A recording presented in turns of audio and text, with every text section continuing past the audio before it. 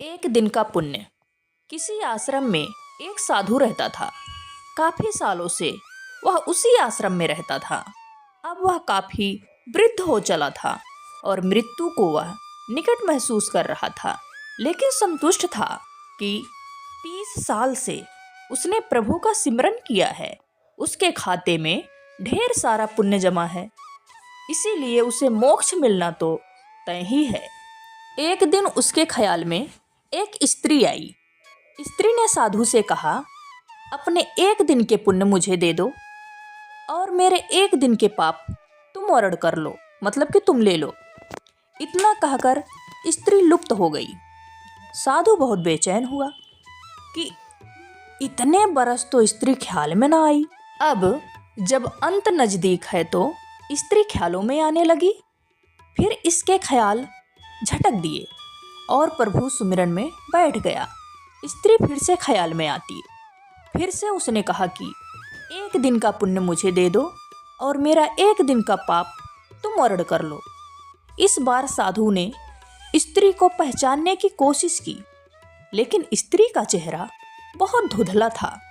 साधु से पहचाना नहीं गया। साधु अब चिंतित हो उठा कि एक दिन का पुण्य लेकर यह स्त्री क्या करेगी। हो न हो स्त्री कष्ट में है, लेकिन गुरुजी ने कहा हुआ है कि आपके पुण्य ही आपके असल पूंजी हैं। यह किसी को कभी मत दे बैठना, और इतनी मुश्किल से पुण्य की कमाई होती है, यह भी दे बैठे तो मोक्ष तो गया। हो न हो ये मुझे मोक्ष से हटाने की कोई साजिश है।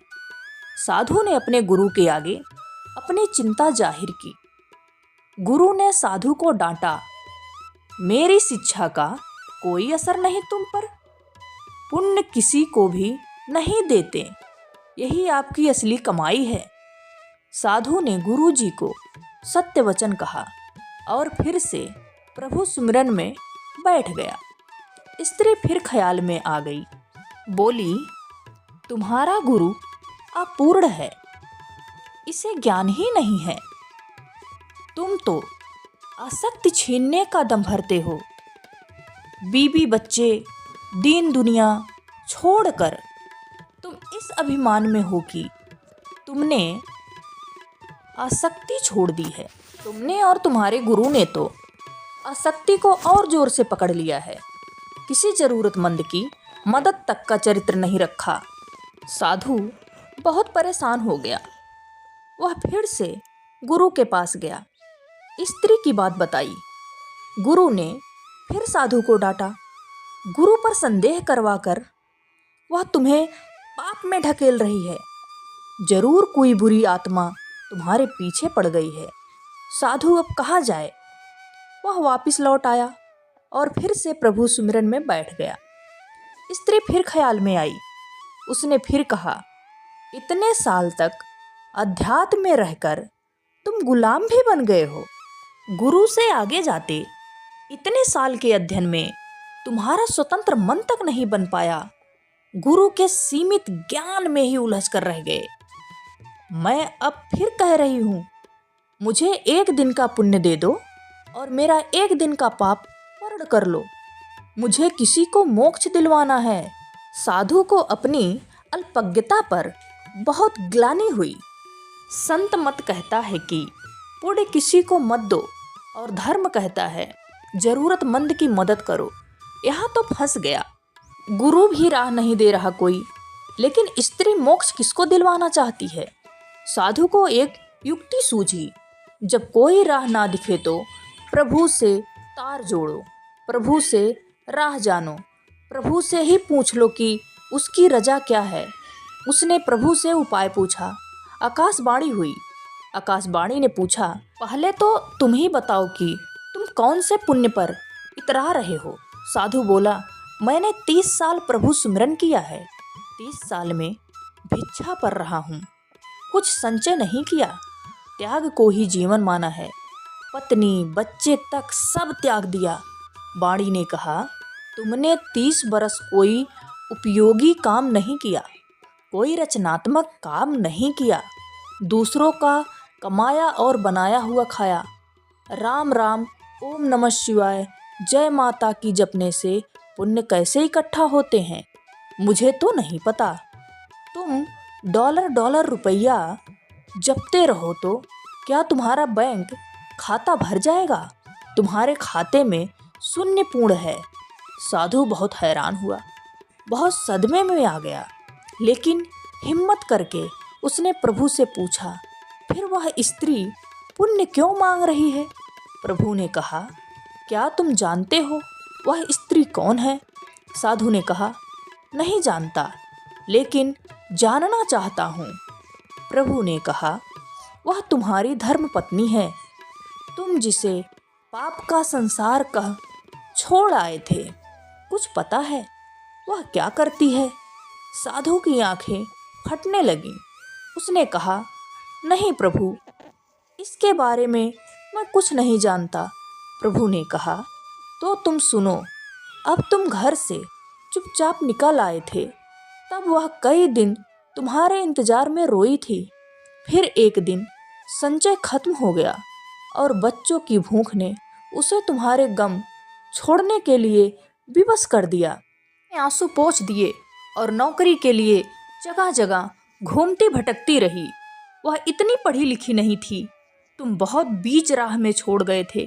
उसे काम मिल नहीं रहा था, इसलिए उसने एक कुष्ठ आश्रम में नौकरी कर ली। वह हर रोज खुद को बीमारी से बचाती उन लोगों की सेवा करती रही जिन्हें लोग वहां त्याग जाते हैं। वह खुद को आज भी पापिन कहती है कि इसलिए उसका पति उसे छोड़कर चला गया। प्रभु ने आगे कहा, अब वह बेचैन है तुम्हें लेकर। उसे बहुत दिनों से आभास होने लगा है कि उसका पति मरने वाला है।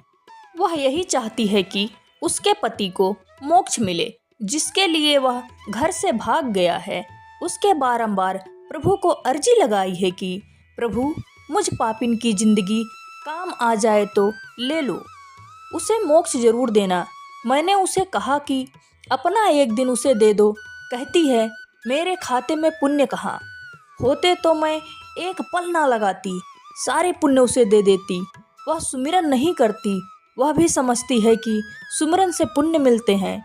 मैंने उसे नहीं बताया कि तुम्हारे पास अथाह पुण्य जमा है, पुण्य सिमरन से नहीं आता। मैंने उसे कहा कि एक साधु है, उससे एक दिन के पुण्य मांग लो, अपने एक दिन के पाप देकर। उसने सवाल किया कि ऐसा कौन होगा जो पाप लेकर पुण्य देगा? मैंने उसे आश्वस्त किया कि साधु लोग ऐसे ही होते हैं। वह औरत अपने पुण्य तुम्हें दे रही थी और तुम ना जाने कौन से हिसाब किताब में पड़ गए। तुम तो साधु भी ठीक से नहीं बन पाए। तुमने कभी नहीं सोचा कि पत्नी और बच्चे कैसे होंगे, लेकिन पत्नी आज भी बेचैन है कि तुम लक्ष्य को प्राप्त हो। तुम्हारी पत्नी को कुष्ठ रोग है, वह खुद मृत्यु शैया पर है, लेकिन तुम्हारे लिए मोक्ष चाह रही है। तुम सिर्फ अपने मोक्ष के लिए 30 बरस से हिसाब किताब में पड़े हो। साधु के बदन पर पसीने की बूंदें बहने लगी, सांस तेज होने लगी। साधु हड़बड़ाकर उठकर बैठ गया। उसके माथे पर पसीना बह रहा था। उसने बाहर झांक कर देखा, सुबह होने को थी। उसने जल्दी से अपना झोला बांधा और गुरुजी के सामने जा खड़ा हुआ। गुरुजी ने पूछा, आज इतने जल्दी भिक्षा? पर साधु बोला, घर जा रहा हूँ। गुरुजी बोले, अब घर क्या करने जा रहे हो? साधु बोला, धर्म सीखने। धर्म केवल वह नहीं है कि मंदिरों की घंटी बजाई जाए, घंटों पूजा करें, मस्जिदों में जाकर नमाज पढ़ें, गिरजाघर में जाकर प्रार्थना करें, गुरु ग्रंथ साहब का पाठ करें। ये सब तो धर्म से जोड़ने व सीखने के केंद्र हैं। असली धर्म तो वह है, किसी भूखे को खाना खिलाएं, किसी अंधे को सड़क पार कराएं, किसी जरूरतमंद की सहायता करें, किसी बीमार असहाय का इलाज कराएं, किसी छात्र की पढ़ने में सहायता करें। यही असली धर्म है, यही असली पुण्य है। पूजा पाठ दिखावा करने से आपके पुण्य नहीं बढ़ेंगे। वास्तविक किसी की सच्ची मदद करके तभी आपके वास्तविक पुण्य का खाता बढ़ेगा। Like, share, and subscribe, please.